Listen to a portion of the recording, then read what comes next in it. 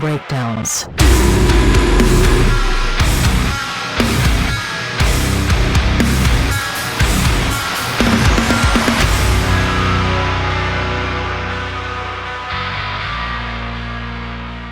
Welcome back to the Chill Sounds and Breakdowns podcast. We are not at home. We're in Denton today at Andy's for Plus Fest 3.5. And honestly, I'm super excited because this band, as soon as I discovered them, I was super excited and happy, and because this is right up my alley. But today we have Taylor from King Pink. What's going on? Hey, not much. Excited to be here in Denton. Our first time playing in Texas, so just pumped to be here, man. Yeah, so just getting like into it, you were saying like right before is that this is the first time as King Pink. Yeah, as King Pink. So definitely. but everybody's played in other bands before? Yeah, so our drummer, who's actually not here, but he's played in another band called Sledge. They're like a heavier band. Yeah. And so they played Texas quite a bit.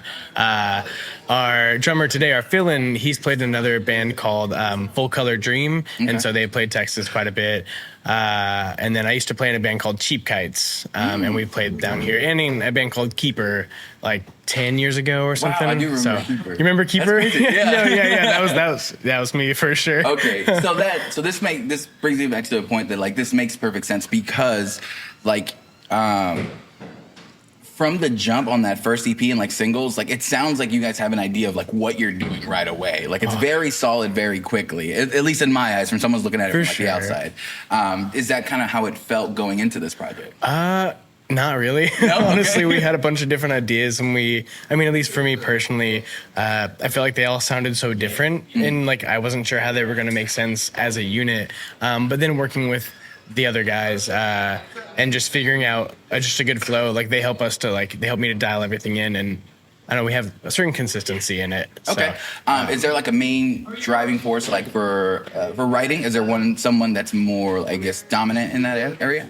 I usually tend to bring ideas to the group, but sometimes Dylan will bring something to the group, and then everybody will expand upon that idea. So a lot of times I'll have, whether it's just like a verse and a chorus idea, or just a guitar riff, or even something I'm humming, I'll just bring that to them, and they're like, hey, we could do this, XYZ with that riff or that piece, Yeah. But yeah, I'd say probably me. Like, okay. Probably me. So that, so it brings us definitely like it has like a very heavy influence in like alternative music, but and this is probably why I'm drawn to it, because like that's what I grew up listening to. Because I always think like I grew up listening to like whatever was on the radio, like the rock station, which down here was like it's called The Edge. So the people get like Edge Fest and stuff like that. So it's all like alternative music, but it's like what it would sound like someone making it today with like the newer influences. What it definitely sounds like. Okay, to me. I like that. I like that. That's so awesome. it's definitely like sounds new. You know what I mean? It doesn't sound like a repeat of that. It sounds like an evolution of it. It's kind of like what I've been kind of gathering from the listenings. And one of the things that I have noticed is that every song has like a very catchy part, whether it's like a chorus, whether it's something like there's something that very much like draws you to like to make it easier to like listen to again and again. Okay. Is that like on purpose? Is that just like how it comes out?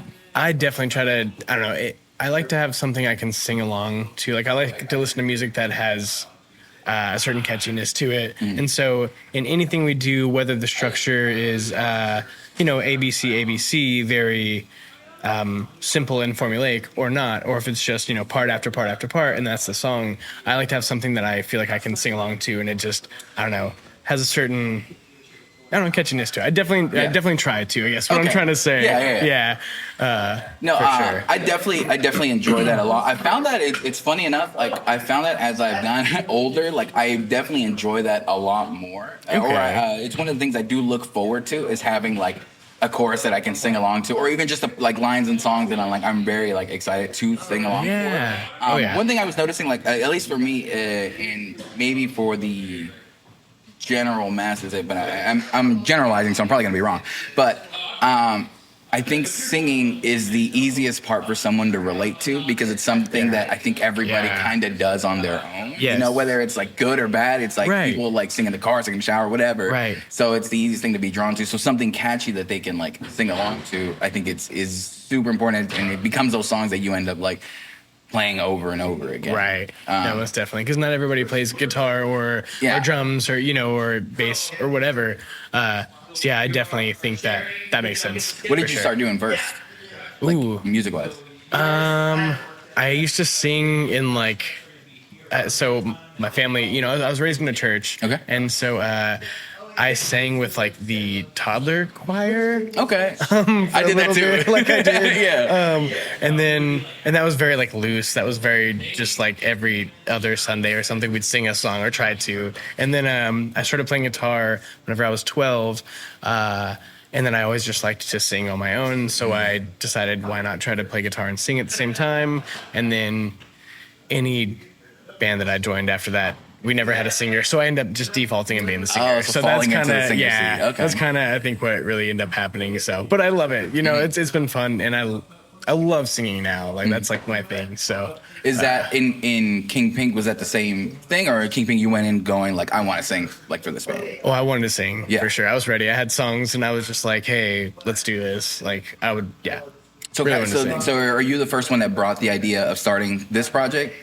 I met with a drummer that's still a good buddy. He's not in the band anymore. Okay. Plays for Cicadia.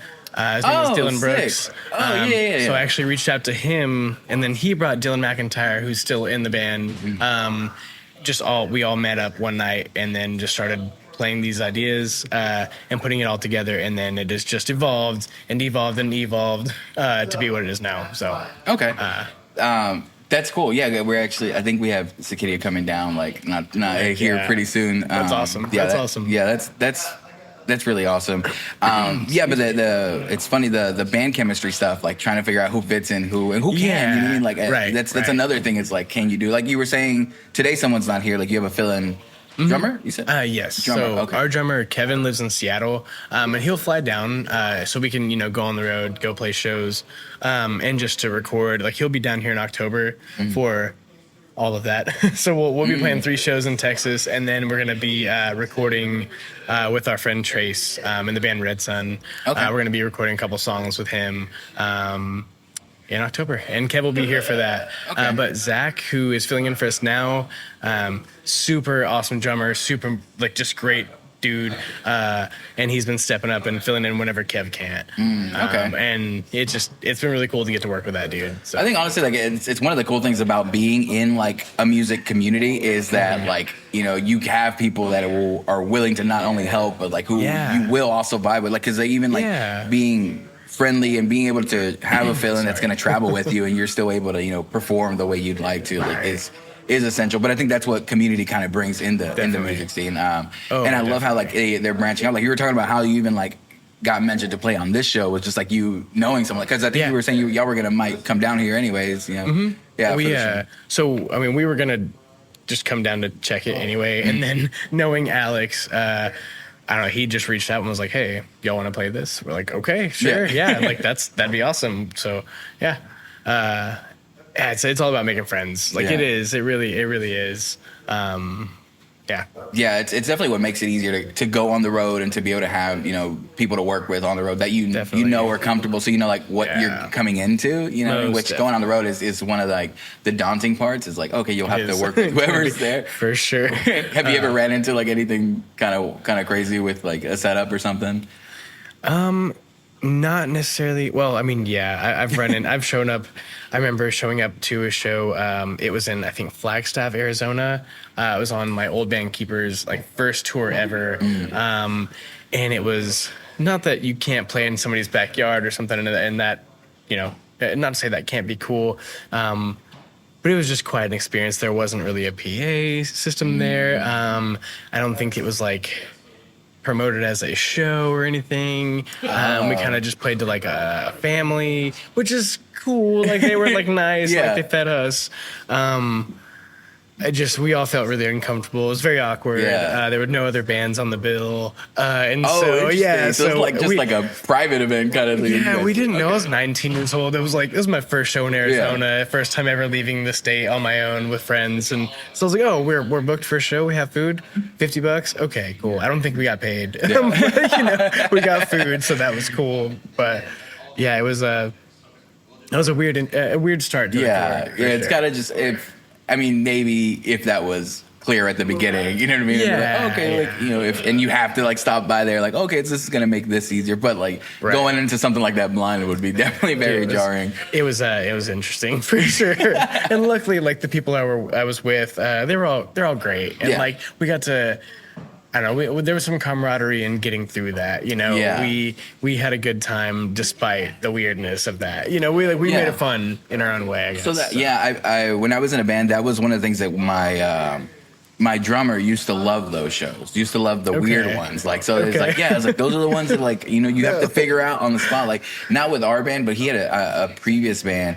And they played, actually, DJ, who Daniel Alvarez, he was in a band called Arsenal Failure, and they played a bowling alley. And I just, like, they're not set up for shows. So it was just in the middle, like, while the bowling alley was, going, like, operating, they just had this, and they would play thrash metal. Yeah, so and there's like kids and stuff. Awesome, dude. There's such a great picture, and it's them just playing. And I think DJ was playing guitar and singing in the band, so he's like screaming, and you just see a little kid walking by, like with his ears covered. And I'm like, this picture's iconic. Yeah, but he was like, yeah, that's one of my favorite shows. It's like just the ones they just throw you kind of off your game, and they're interesting. Yeah, but if you get through them, you have that story. Yeah, and yes, it does bring you closer together. Which you realize, like, as a band, you really do need those experiences, because it's kind of one thing I've learned, and I like to see in more and more bands, is how bands that like hang out outside of just working on music. And I didn't really, I guess, realize how important that was. I mean, I would see it in the band that I was in. I was like, yeah, we hang out like all the time, but I didn't know how some bands like don't have that like camaraderie, and it's like, it's kind of hard to have that chemistry lead over to like the stage or your writing and stuff like that if you're only coming together. Now, I do see bands that like you got a member in like every state and still manage. But there's like something. There's something about like just hanging out with each other and actually enjoying being like with each other that helps ease that like music. It helps a ton. Sorry, I was gonna say it really does. So Kevin, our drummer, I've known him since I was 13, like 12 or 13, and I'm 30 now, right? So I've known this dude for a long time, and so like we've always been like just buddies. I mean, from forever ago. He and our new bassist Tyler are like best friends, and then Dylan and I have been friends since 13 years ago. So it's been really easy to work with these guys, honestly. Like we just all get along, and I don't know, we shoot the shit outside of, I don't want to say work, but outside of the band, and I know Kevin's in Seattle right now, so we miss our boy. But like, I think that speaks to the friendship, we do miss that guy. Like we love that dude. Whenever we see him, it's always just, well, maybe not always hugs, but we always show love. But we always just probably just like one of those friends that you feel like it doesn't matter how long you go without seeing them. It just feels like, oh, we just saw you yesterday, and now it's just like we're back to going. And I think that's the type of chemistry like bands love, and I think it reflects not only in writing but definitely like performative. Like when you see like one of the things I enjoy a lot is just seeing a band vibing together on stage and having like fun. Like if I see you and it looks like you're having a blast, like you normally win me over so quickly. Like, I'm like, oh, that's a big deal to me now. It's being able to see like a band like, oh, you're enjoying what you're doing, cool, and it's probably because I've seen like from a band going from a band you like playing in, and then going to a band where like, oh, like we're doing, I'm okay with playing what we're playing. And I think at the time it was just because we kept releasing stuff late, like we were holding on to stuff. So by the time we were releasing and playing, it wasn't new anymore. I was ready to play the next thing. With your writing, there was one line, and I'm gonna forget it right now, but I was listening to the song today. But it was something along like the fact that like your friends are like tired of listening to you. What is it? What's the line? I can't remember. Everybody knows how I've been. I won't shut up about it. Yes, that line specifically. From Limbo. Yeah. That line specifically definitely like resonated, but also like, is that that line alone is? Do you think writing songs and music in general kind of help you deal with that? Because I do know that feeling of, you know, maybe you realize with someone like you feel like they don't want to hear something that you were going through again because you feel like you're speaking about it all the time. Does music kind of help you get through that? I think sometimes, yes. I think it helps me to process things. But then there's the other side of it. Like, you know, it can be a double-edged sword where, I don't know, you can spend time dwelling on that. You know, I don't know, if you're playing that same, not to say you can't play that same song over and over again, but sometimes I feel like it will pull me into headspace on occasion, you know, like, oh, maybe I shouldn't be singing about this same thing over and over again. But I think I'm also, I don't know, as I grow and as life changes and whatnot, you know, I read about different things and all. But I just in the past with other bands and certain like subjects, I think it's kind of kept me trapped and I couldn't move on.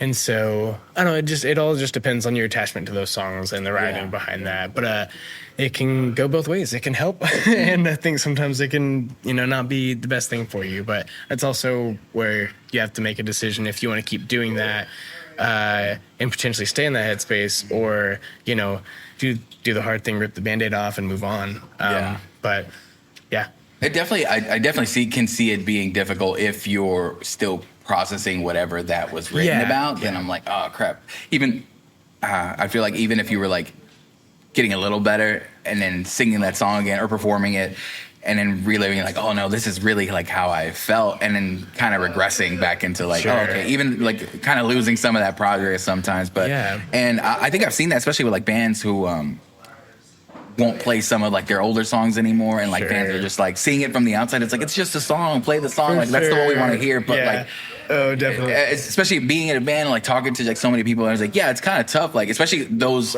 And for some reason, like it's funny, my fiance makes fun of me, but I'm always like, I love that sad shit, you know what I mean? Like I definitely love like a lot more like the intense sad stuff rather than like I can't name too many like super happy songs that like I like, you know? And it's just I don't know, but thinking about it from the other end, like you're talking about that double-edged sword, is like, yeah, if they still feel the way this song sounds, like that sucks having to play that like over you don't and want over. to. I don't want to feel like that. You know what I mean? Like, because then you like again, people. I think people just see it like from the outside because they're like, oh wow, like they cried during this performance. That's amazing. I'm like, that must feel like shit. Yeah, no, absolutely. Like I want to have fun. Like how you were saying even just a bit ago, like bands that get up on stage and have fun and like, you know, just enjoy doing that. Like I'd rather be doing that, you know. And not to say I'm not going to write about sad stuff when I'm sad, because life stuff happens, right? Like there are moments where you're going to be sad, and I think me personally, I'm at a point where I can acknowledge something that is, you know, making me sad for whatever reason, or unhappy or angry, whatever.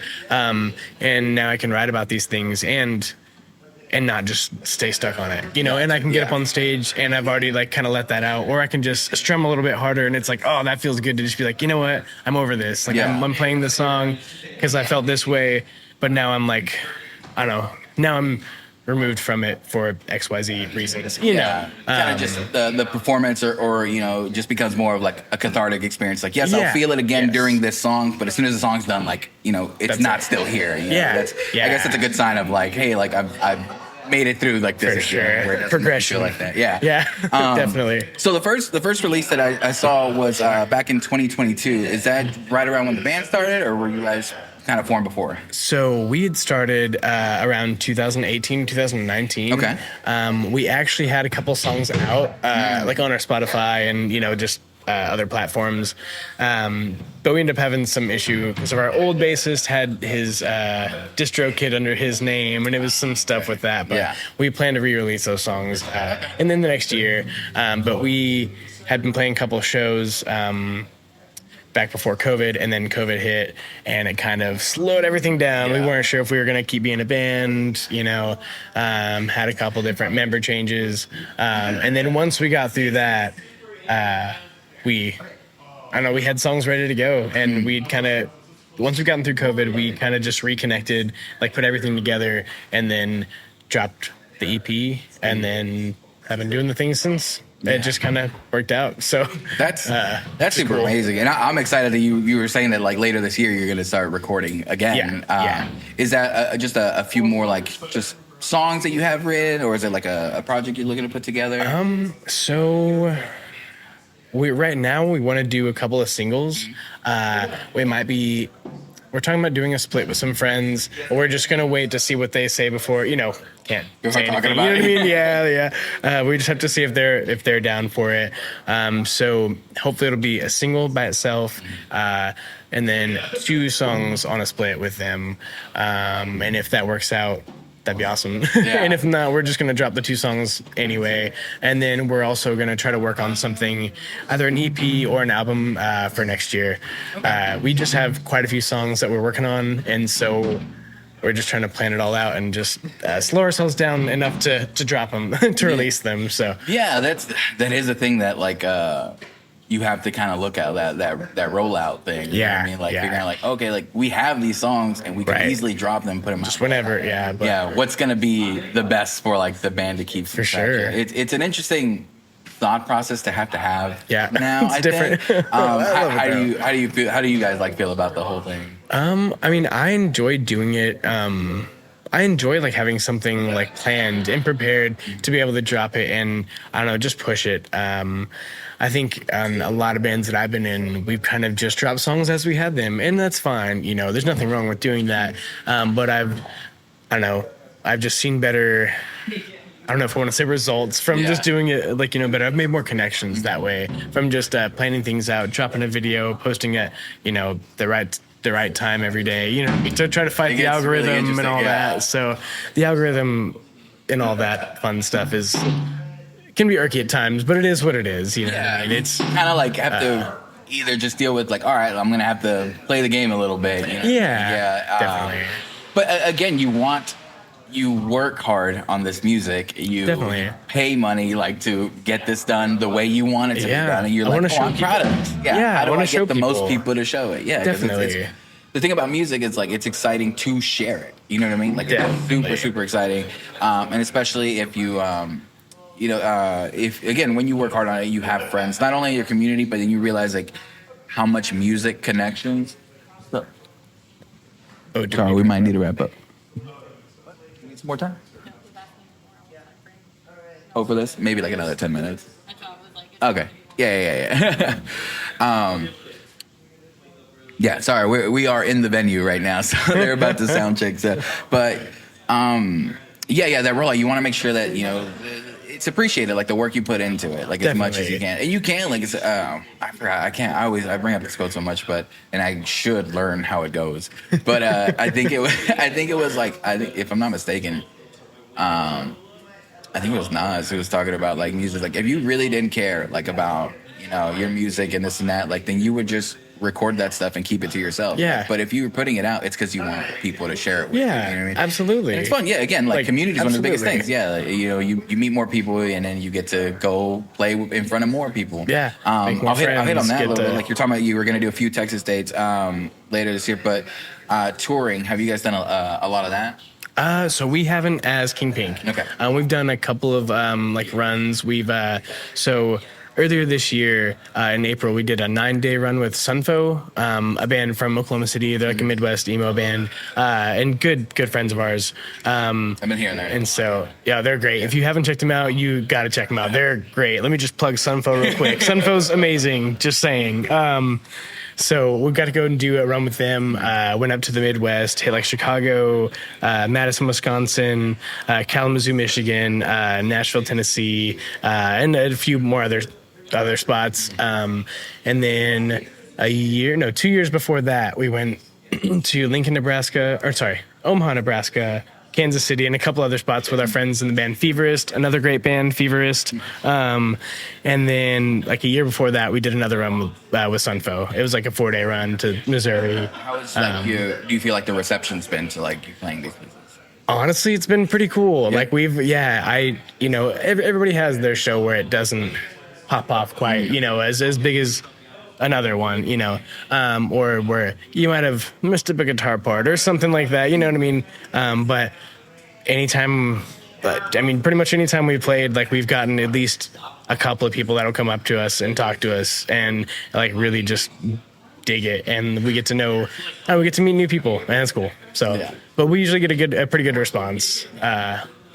No, that's cool because I think like that in-person connection you make while touring like is what is in I don't know, makes that connection real because like it's like more again, impactful. social media like is getting pushed a lot now to be like that's Yeah. where you need to like make sure you're doing. But I feel like you meet 10 people like on the road at a show like and you make an impact, like those people Yeah. are going to tell people about Right. it. Like the what is it, the word of mouth like recommendation to like somebody I feel like means a lot more than sending like a video. Like you might like Yeah, this. Like sometimes a you know I've personal had ad or both, which I've something. had both of them work. But Sure. like if I have a friend tell me like, hey, I think you're gonna like this band, then it's probably more likely that I'm gonna like take the time to listen to that. Sure, you know what I mean? yeah. Because there's so much music like out there right now. Definitely. It's cool, but yeah, you also have to like figure out how to get through that. Yeah, definitely. It's very heavily, I don't want to say heavily saturated, but I mean, it kind of is. There's so many bands out there. So hearing about a band that your friend tells you about is definitely going to be more impactful than just, well, I mean, I don't want to say always, but, you know, like than scrolling. So, Yeah. most of the bands I've found are through word of mouth through my friends. So, yeah. Which that's cool. But yeah, so recording later on this year, a couple dates you said in Texas later on. Yeah, we haven't announced it quite yet, but it'll be Denton on the 9th, Austin, Texas on the 10th, and then we're going to play Houston on the 11th. And then we're just going to go right up home and start recording like the next day. So That's awesome. Hopefully. That's amazing. Yeah, honestly, like if y'all have time when y'all come by, you said on the 9th you're coming back to then.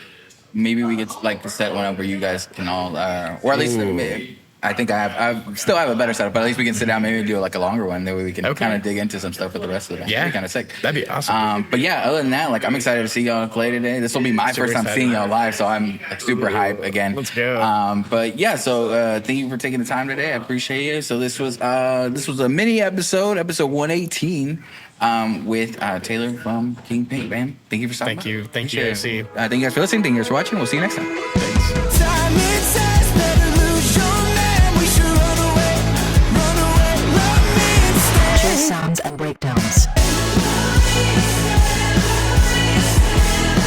Love me instead. It says better lose your man. We should run away together while we still can.